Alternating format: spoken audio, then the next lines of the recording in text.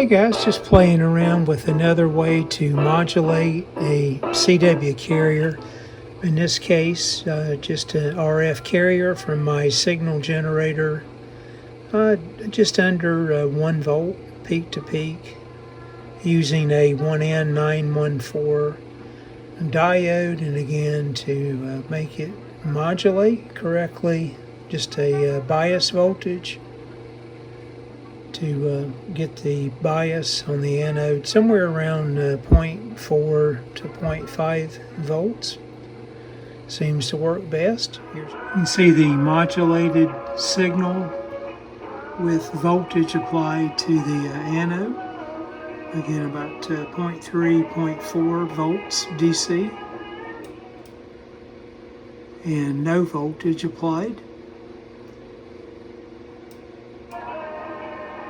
And with voltage reapplied.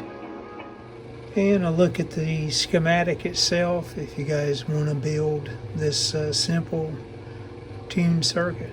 Thanks for watching.